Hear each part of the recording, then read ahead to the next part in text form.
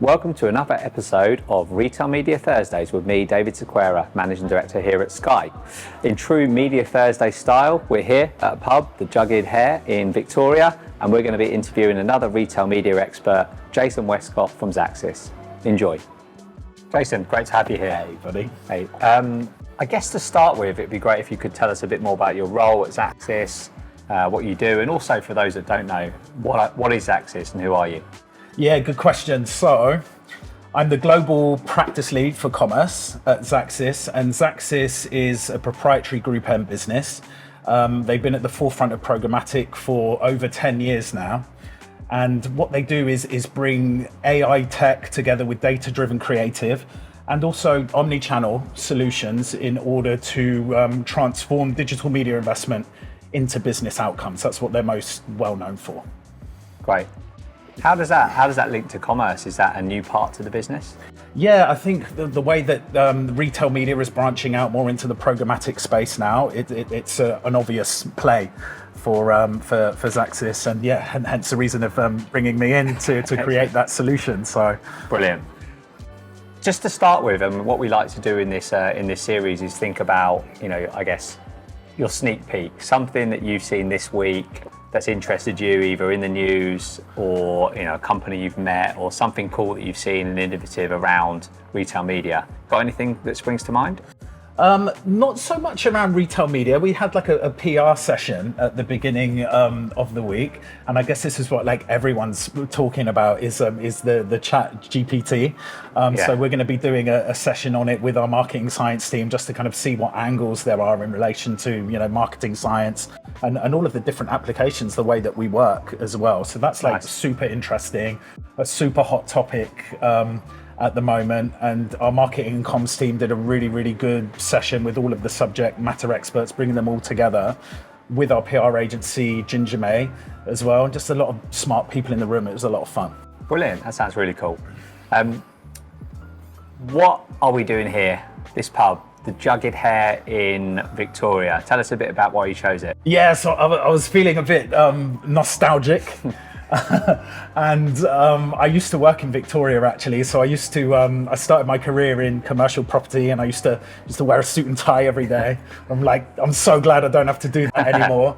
But yeah, I've enjoyed many a pie and pint here back in the day, and it's also like a Fuller's pub, so they brew the beer locally. I think it's like the last family traditional brewery of its kind in London.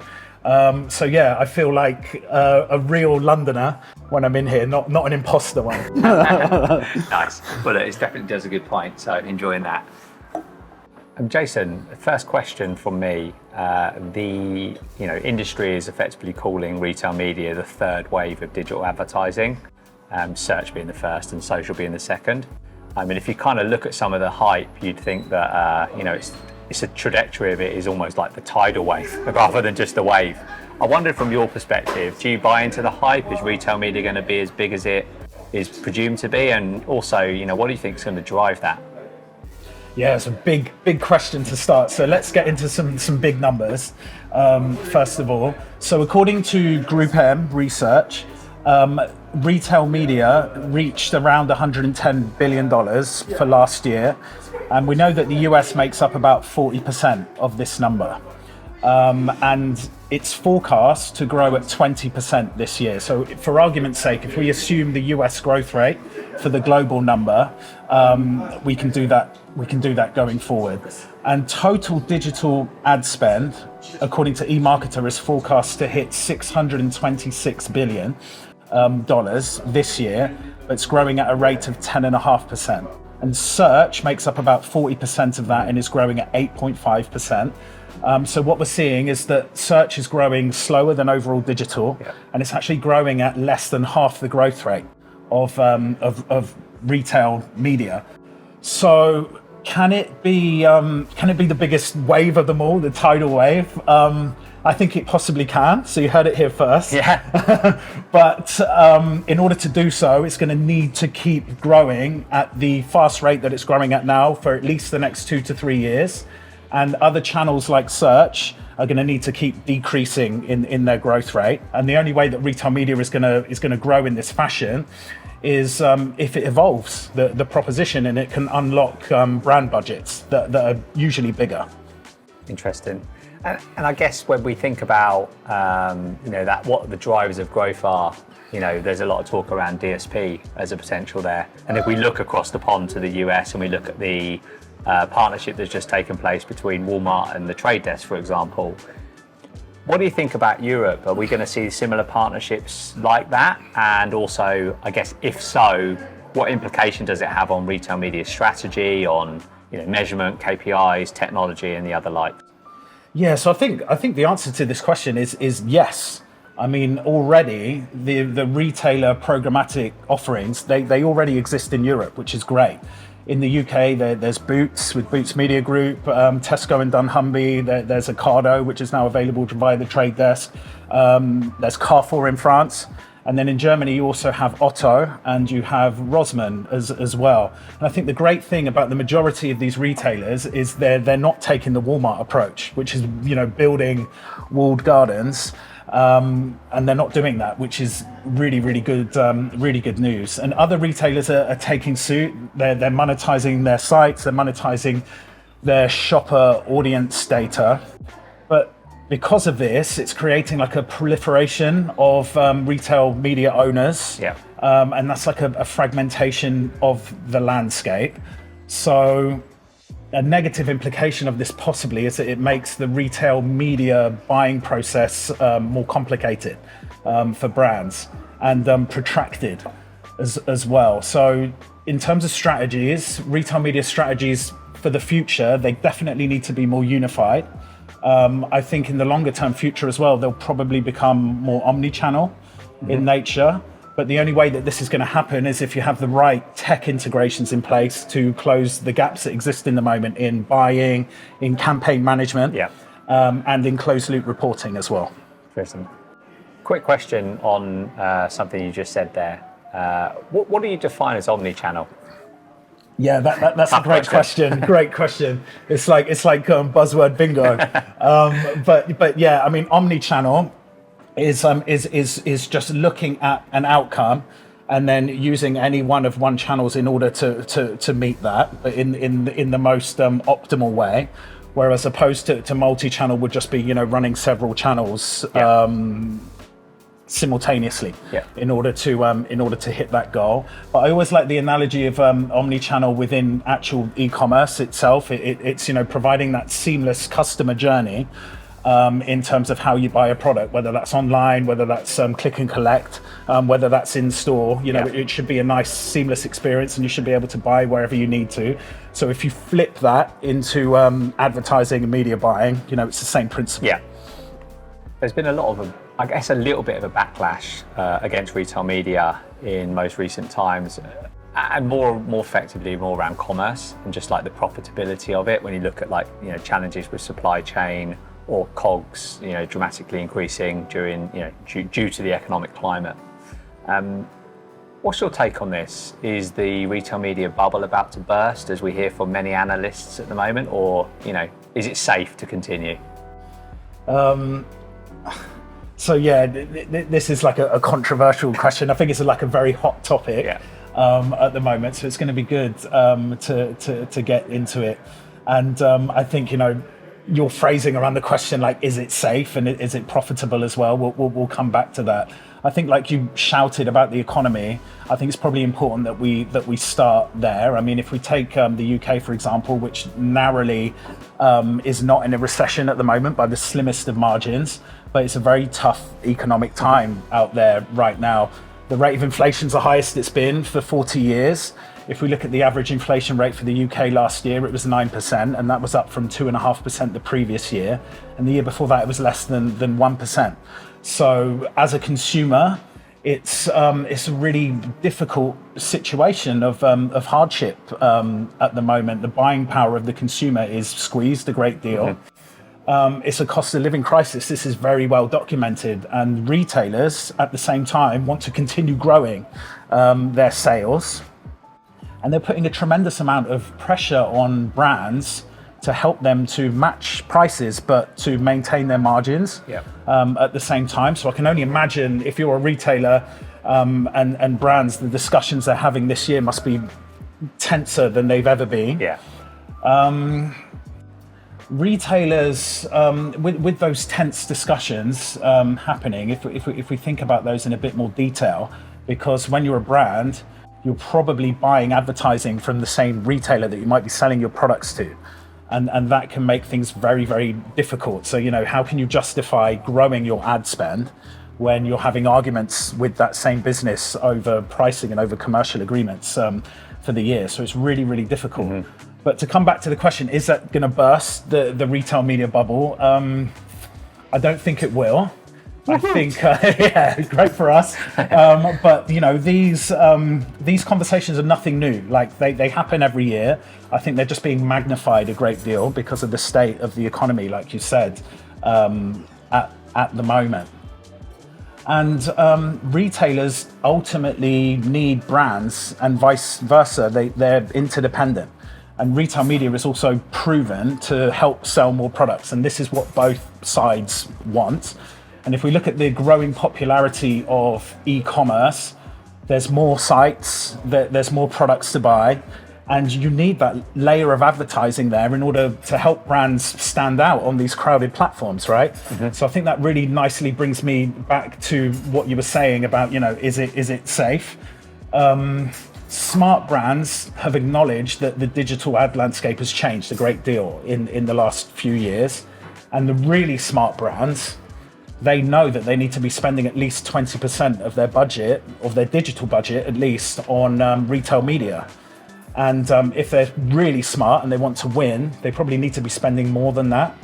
And the risk of not doing this is that, you can be a brand with great awareness, great consideration, but you can potentially get pipped at the post by advertisers who are very savvy at using retail media because it's so close to the point of sale. Jason, different kind of question quickly. You as, the way you describe Xaxis is, I guess, an agency and a technology. How do you think the evolution of retail media is going to have an impact on, the relationship between brands, agencies, media owners, and technologies like Skai, like Xaxis? And in relation to what? In relation to kind of in-housing and relationships? Yeah, exactly. And then in-housing or out-housing, or whatever you want to call it. How do you see that? No, that makes a lot of sense. It's a good question. Hopefully, I have a balanced view for this because I've worked client side and now agency side. But it's a really complicated question. There is a number of different variables as to why brands would want to in-house their media buying capabilities. It could be a new direction from leadership, a mandate that's in place, a new operating model that they need to follow. It could just come down to cost, even. But if we just put those things to the side for now and just focus on retail media itself, retail media is nascent. It's very nascent, actually, still very new. And we both know that new nascent channels are particularly challenging to activate, even for agencies, so let alone for brands. And brands know their products inside out, they know their consumers inside out, but to layer on top of that best-in-class media buying, I think that's a very big ask. And there's a reason that advertising agency industry as a whole is worth nearly $400 billion, right? So if you think about this in a bit more depth, even when brands do have in-house media buying capabilities, they still tend to be heavily reliant on tech partners, on agencies, but in different ways in order to deliver effectively. But if we refocus on retail media, we know that it's growing very fast. We know that it's changing the digital landscape a great deal. And we also know that it's super competitive. So you're going to love this answer. There's never been a better time for brands to use tech partners and to use agencies in order to deliver success in retail media. I didn't pay you to say that. Yeah, I'll get the money later. Yeah. No, I totally agree. Jason, I want to touch on creative. For a long time, we've been talking about the importance of optimizing creative, in particular in social channels. We're seeing this starting to creep into retail channels as well. Yeah. I wondered, have you seen any innovative creative solutions within retail media or the broader landscape of commerce recently that you think is worth highlighting? Because I think it's going to be a hot part of the topic. Definitely, and I love this question. It's something I'm really enthusiastic about. So Gemma Spence, she's a colleague of mine and commerce leader within WPP. She wrote an article a few months ago that talked about creative being the missing link that can make all the difference when it comes to retail media. And I'm sure I'm paraphrasing a bit, but I agree with that statement. I think that it makes a lot of sense. And in our race to be the most data-driven and the most automated, have we lost that will to win the hearts and minds of consumers in retail media with inspiring creatives? And I think the answer to that question is definitely yes, right? Or maybe the will never even existed in the first place. And I think if retail media is to evolve, like I was talking about earlier, and grow and unlock these bigger brand budgets, that's something that definitely needs to change. But the most recent example I can think of creative innovation within retail media was definitely delivered by Inca. And Inca is Group M's global marketing and creator influencer solution. They partnered with Wavemaker UK to deliver a Halloween themed Amazon DSP campaign for a popular sweets brand. So who would have thought Halloween sweets? But it also incorporated an Amazon Alexa skill that consumers could engage with. So it's like a lot of fun. And the influencer content that they delivered helped generate a 3 times higher click-through rate than standard brand creatives. So that's just a great example of creative making all the difference when it comes to retail media. And it was also genuinely a industry first on Amazon. So a prime example of innovation. Excellent. No, really good. And you'll be happy to know that we actually have Gemma Spence going to be on a later episode of Retail Media Thursday. That's awesome. Yeah, so when she comes, maybe I'll pick up this topic with her. I think that's a really interesting answer. Yeah, my check's in the mail from her too. Yeah. You're going to be very rich after this. Excellent. Well, look, Jason, we've come to the end of the standard questions, and we like to do like a quick fire round at the end. I'm going to do something a bit different. We kind of try and do something different every time, but yours is going to be about which superhero you'd rather be. Ready? Oh God! Right, quick answers. No time to think. All right. Superman or Spider-Man? Superman. Superman or Batman? Superman. Superman or Iron Man? Iron Man. Iron Man or the Hulk? Oh, the Hulk, obviously. Yeah. All right. And the Hulk or Wolverine? No, the Hulk. Hulk? Always the Hulk, yeah. Hulk. Well, we can now crown you the Hulk of retail media. So there you go. That's going to be your nickname from now on. Oh, love it. Excellent. Thank you. Cool. Well, look, Jason, it's great to have you on. Thank you for your answers today and for being another guest on Retail Media Thursday. You're welcome. Skai. Pleasure. Cheers, buddy. Brilliant, mate. Thank you. We can have our lunch now.